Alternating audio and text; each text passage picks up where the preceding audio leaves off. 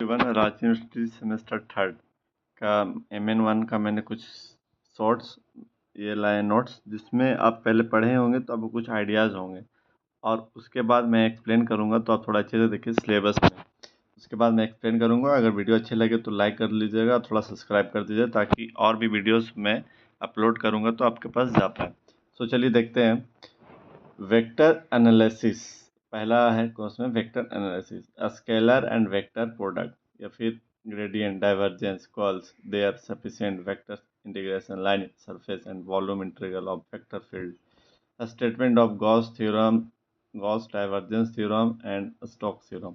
तो चलिए इस पे आज मैं वीडियोस लाए हूँ वन शॉट, तो इस पे आप समझिए। बाकी जो भी डाउट होगा ये क्वेश्चंस होंगे तो आप कमेंट कीजिएगा, मैं उसके अकॉर्डिंग आपको वीडियो सॉल्यूशन जो भी है मैं प्रोवाइड कर दूंगा, ठीक है। तो देखिए ये आपका शॉर्ट नोट्स है। तो शॉर्ट नोट्स है तो इसको एक्सप्लेन मैं कर रहा हूँ, एकदम आराम से समझिएगा, काफ़ी अच्छा है।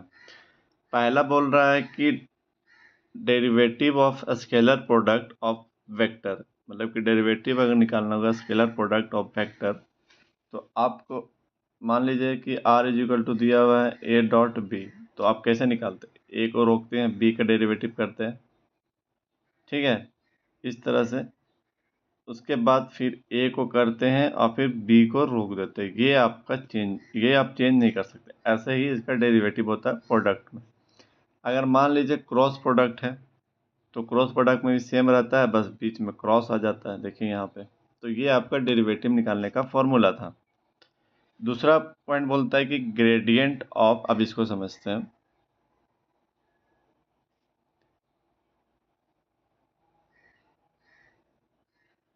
Gradient of scalar point function. अब हम क्या बोल रहे हैं आपको कि देखना है gradient of scalar point function. अगर मान लीजिए जैसे भी आपका सिलेबस में ग्रेडियंट निकालना है, लेकिन आप मान लीजिए कि आपको ग्रेडियंट निकालना, तो आप कैसे निकालिएगा? ग्रेडियंट निकालने के लिए आपको लिखना पड़ेगा grade F.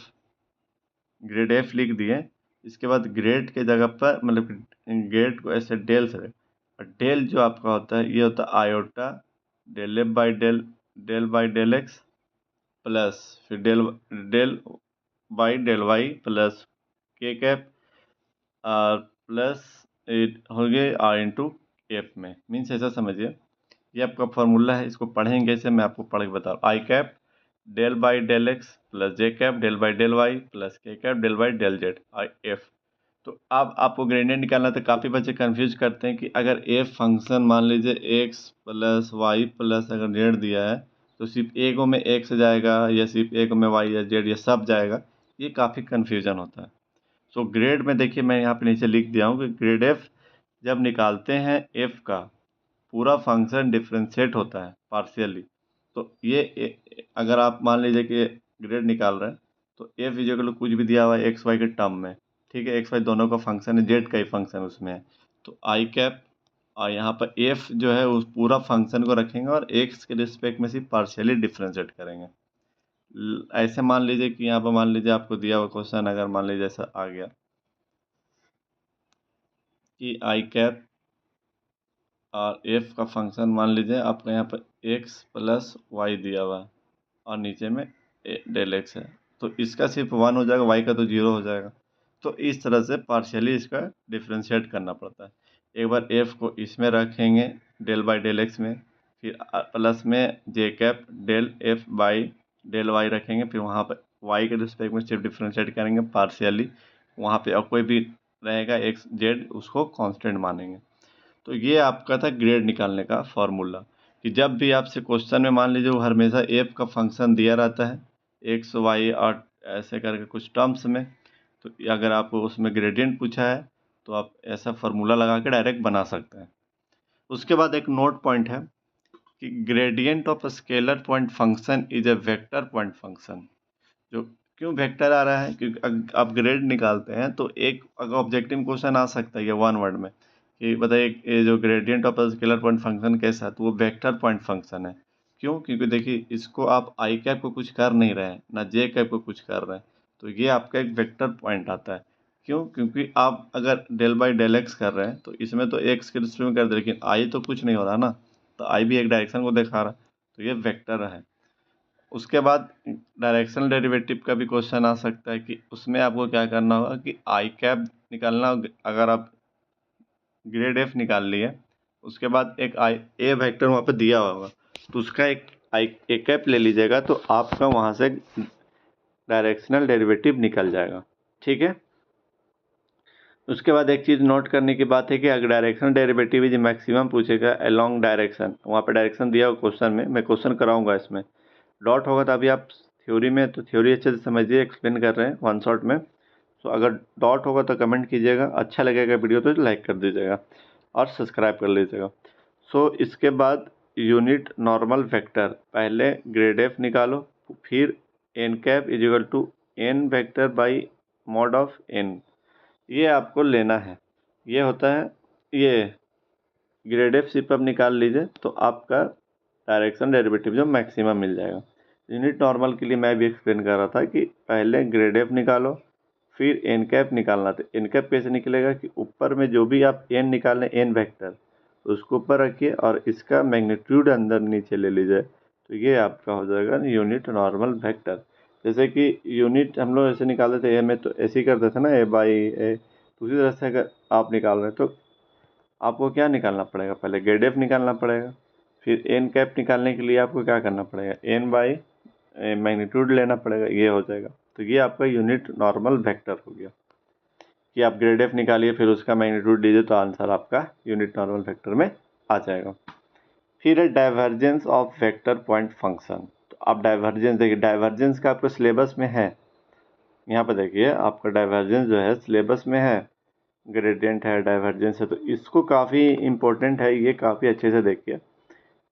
So divergence of vector point function बोलता है कि एफ जो फंक्शन एक्स वाई या जेड के टर्म में दिया रहेगा be differentiable vector point function, then आपको डाइवर्जेंस निकालने के लिए इसको d d i v F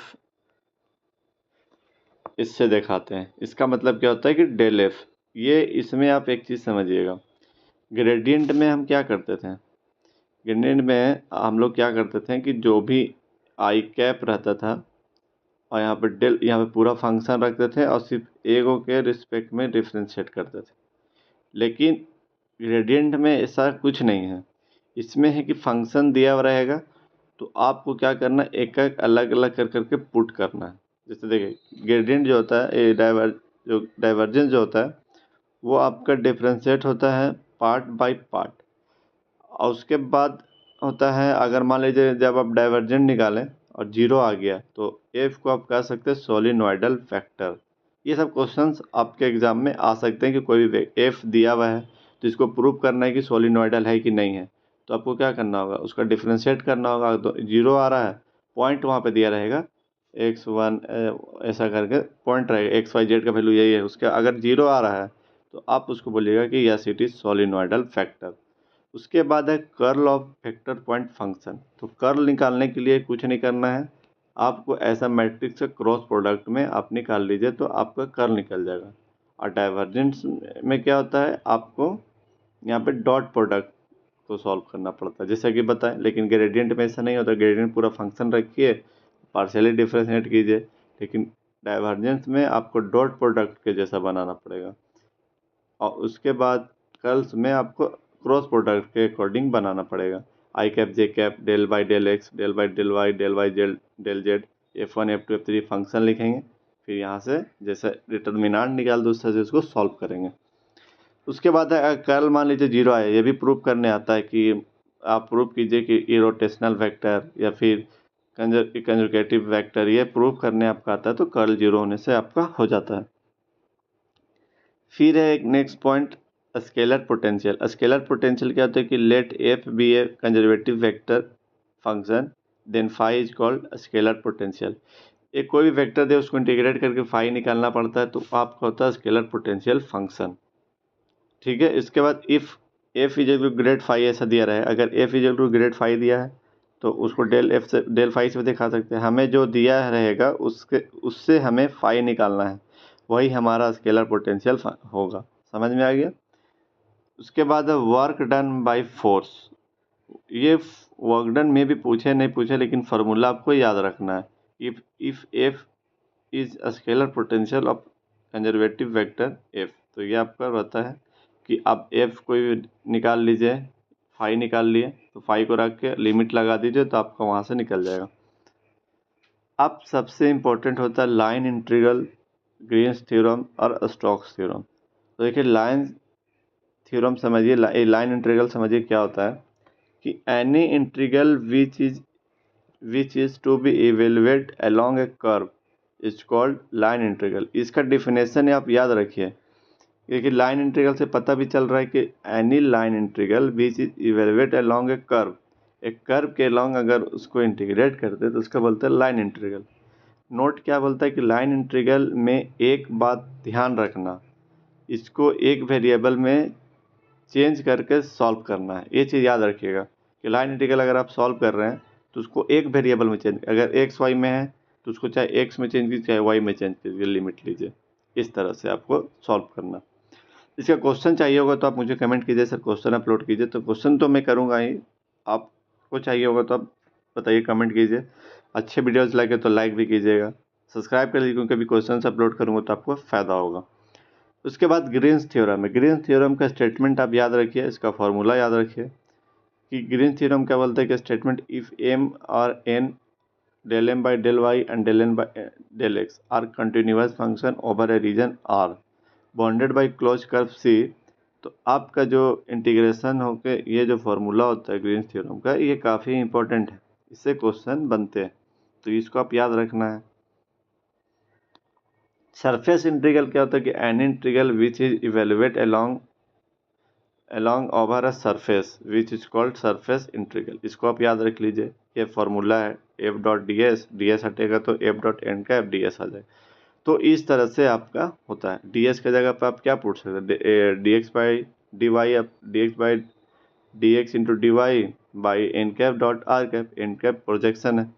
इसमें एक चीज़ याद रखिए कि डी एस के जगह पर हम अपने मन से तब लेंगे जब कोई प्लेन ना बोला हो। जैसे मान लीजिए कि डी एक्स जगह पर आप कुछ भी मन से एक्स वाई रखते हैं, तो वो तभी रखना जब प्लेन में ना बोले, तो आपको डी एक्स या एक्स वाई प्लेन अगर बोल दिया तो डिपेंड करेगा क्वेश्चन पे। लेकिन अगर नहीं बोला है तो अपने मन से कोई प्लेन लेंगे तो डी एक्स लेंगे, इस तरह से। जैसे आप अच्छे से समझिए, यहाँ पे बोल रहा है कि डी एस के जगह हम अपने मन से तब लेंगे जब कोई प्लेन एन बोला हो, और लेंगे X and Y plane, otherwise depend on question. सही बात है, अगर नहीं बोलेगा तो एक्स वाई प्लेन लेंगे, अगर बोला है तो फिर उसके क्वेश्चन के अकॉर्डिंग चलेंगे। स्टोक्स थ्योरम देखिए, स्टोक्स थ्योरम आपके सिलेबस में है। तो स्टोक्स थ्योरम बोलता है कि एफ डॉट डी आर और N dot curl of F निकालिए, ऐसे फंक्शन रखिए, आपका आंसर आ जाएगा। तो ये आपका डिफिनेशन है कि if the line integral of vector function F around any close curve is called the surface integral of curve F. इस तरह से गॉस डाइवर्जेंस थ्योरम है, इसका ये थ्योरम है ये, लेकिन इसका थ्योरम का प्रूफ मैं आपको बताऊंगा। उससे पहले ये फॉर्मूलाज याद कर लीजिए, इससे क्वेश्चंस बनने के चांसेस हैं। सो ये था आपका पूरा वेक्टर एनालिसिस का जो भी है। अगर इसमें कहीं डाउट हो, सर ये चीज़ नहीं समझ आए, तो उसको मैं बताऊंगा, अच्छे से एक्सप्लेन करूंगा। और बाकी अच्छा लगा हो तो ठीक है, अच्छे से इसको देख लीजिए, रिविज़न मार लीजिए। ओके, चलिए ठीक है, थैंक यू।